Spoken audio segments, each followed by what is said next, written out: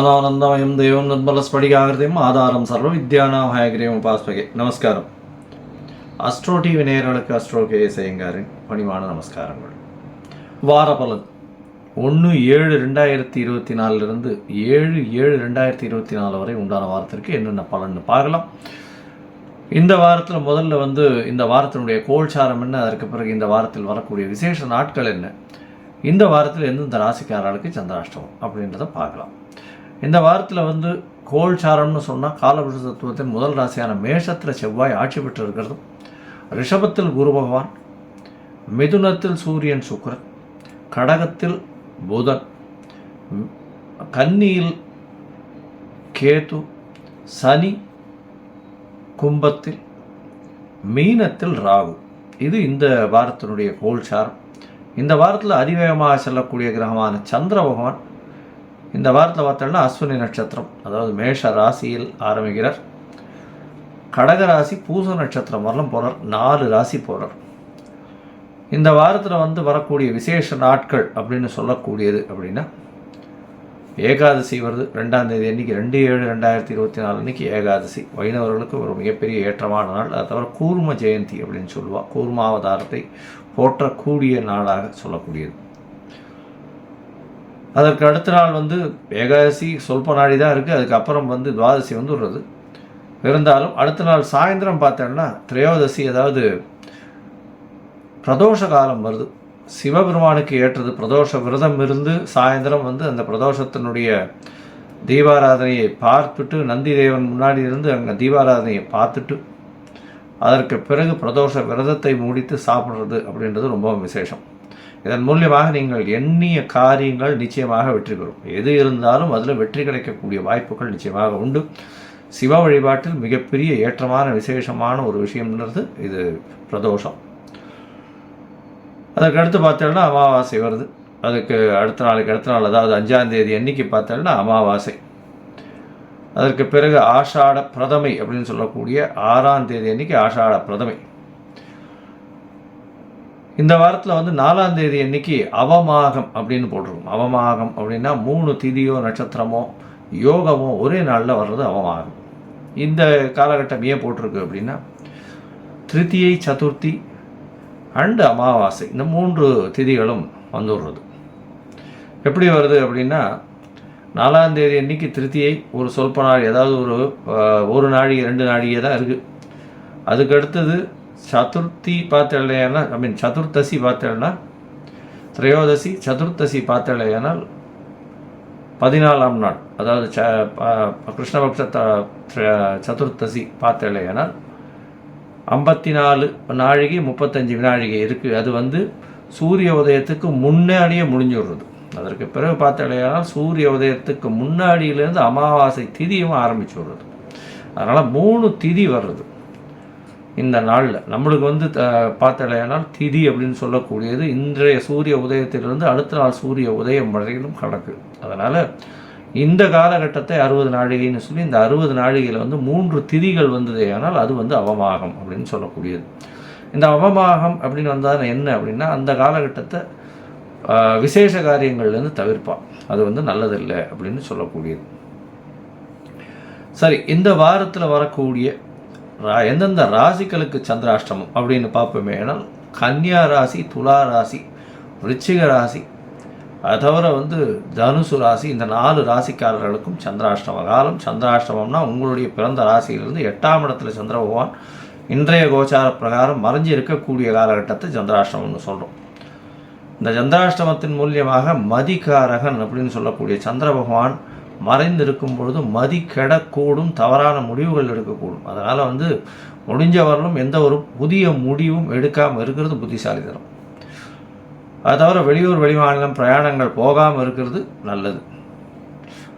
தேவையற்றவர்களுக்கு தேவையற்ற வம்பு வழக்கங்களில் ஈடுபடுறது, அது தவிர வாயில் ஏதாவது பேசிடுறது, அது தவிர யாருக்காவது ஜாமீன் கையெழுத்து போடுறது, தன்னை நம்பி அவரை கொடுங்கன்னு சொல்கிறது, இந்த மாதிரியான விஷயங்கள் தவிர்க்கிறது இந்த காலகட்டத்தில் ரொம்பவும் சிறந்தது. ஒருவேளை நீங்கள் பண்ண வேண்டியதாக வந்துடுத்தே ஆனால் என்ன பண்ணலாம் அப்படின்னா, சந்திர பகவானுக்கு உண்டான எளிய பரிகாரம் அப்படின்னு சொல்லக்கூடியது அருகில் இருக்கக்கூடிய கோசாலையில் அகத்திக்கீரை கட்டு ஒரு 2 பசுமாட்டுக்கு வாங்கி கொடுங்க. உங்களுடைய சந்திராஷ்டமத்தின் தாக்கம் நிச்சயமாக குறையும். இந்த வாட்டி துவாதசி வேறு வருது, அதனால் கண்டிப்பாக கொடுக்கறதன் மூலியமாக சந்திராஷ்டமத்தின் தாக்கம் குறையும்.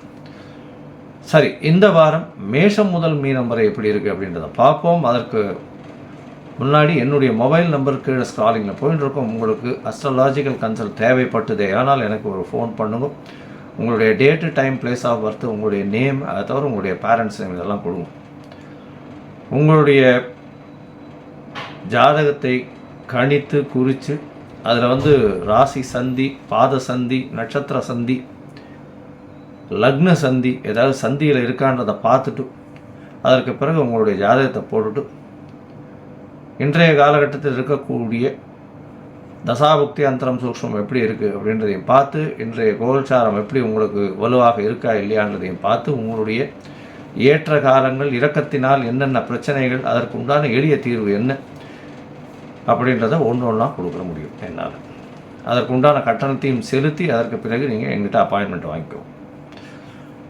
இப்போ மேஷம் முதல் மீனம் வரை 1/7/2024 7/7/2024 வரை உண்டான வாரத்திற்கு மேஷம் முதல் மீனம் வரை என்னென்ன பலன்கள்னு பார்க்கலாம்.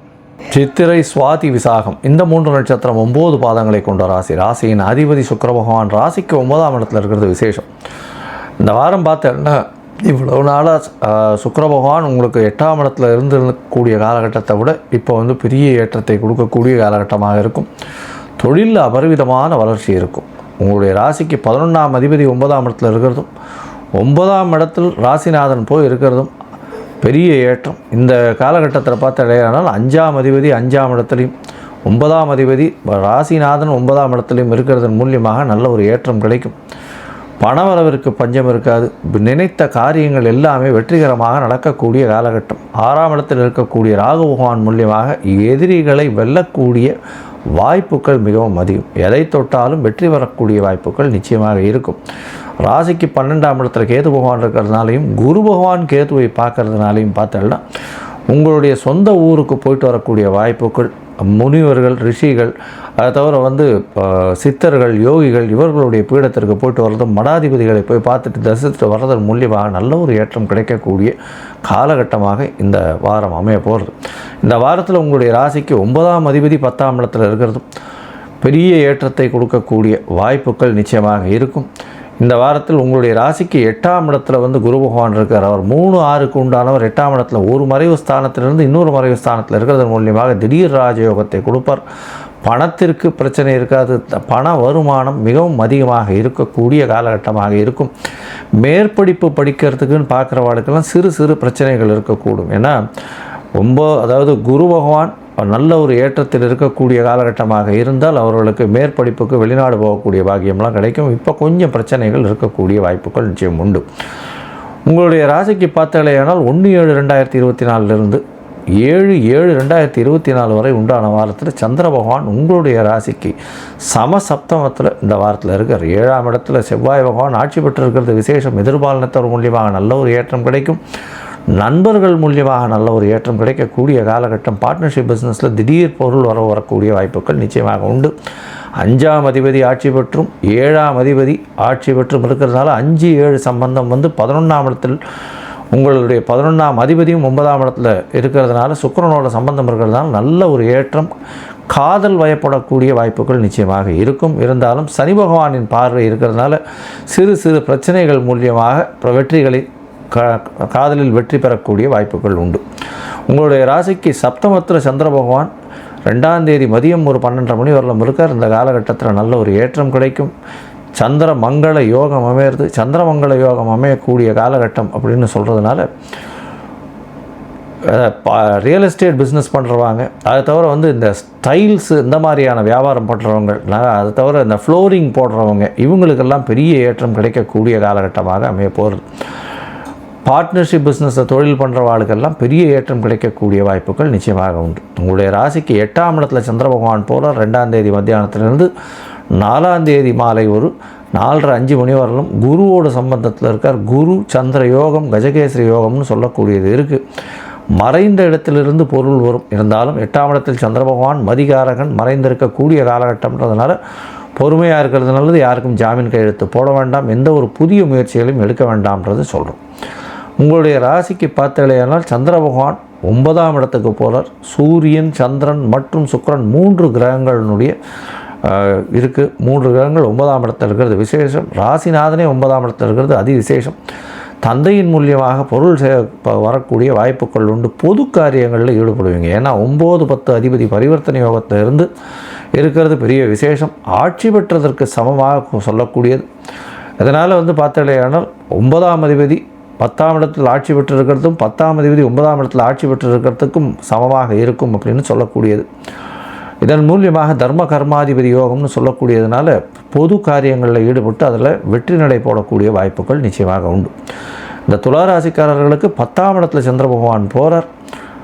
6ஆம் தேதி ராத்திரி ஒரு 12 மணியிலிருந்து 9ஆம் தேதி காலத்தால் ஒரு 9-9:15 வரலும் இருக்கக்கூடிய காலகட்டமாக அமைகிறது. இதன் மூலியமாக 9-10 அதிபதிகள் சேர்ந்து 10ஆம் இடத்துல இருக்கிறதுனால தர்ம கர்மாதிபதி யோகம்னு சொல்லக்கூடியதும், அதை தவிர பொது காரியங்களில் ஈடுபடுறதும், இந்த பொது காரியங்களில் இருக்கக்கூடிய இந்த இது ஆன்மீக சம்பந்தப்பட்ட இதில் இருக்கிறவங்க, ஆன்மீக சம்பந்தப்பட்ட விஷயங்கள் பரப்புறவங்களுக்கெல்லாம் பெரிய ஏற்றம் கிடைக்கக்கூடிய காலகட்டமாக அமைய போகிறது. பொதுவாக இந்த துளாராசிக்காரர்களுக்கு நல்ல ஒரு ஏற்றமான காலம். இந்த வாரத்தில் நீங்கள் அருகில் இருக்கக்கூடிய பெருமாள் தாயார் வெங்கடேச பெருமாள் தாயார் கோவிலுக்கு போட்டு தாயாருக்கு வெள்ளிக்கிழமை அர்ச்சனை பண்ணிட்டு வாங்க. நல்ல ஒரு ஏற்றமும் மாற்றமும் உங்களுடைய வாழ்வில் வரும். முடிஞ்சதுன்னா ஒரு பாதாம், ஏலக்காய் இது வாங்கி கொண்டு போய் சமர்ப்பிச்சுட்டு வாங்க. நல்ல ஒரு ஏற்றம் கிடைக்கக்கூடிய. லோகா சமஸ்தா சுகினோ பவந்து. நன்றி, நமஸ்கார்.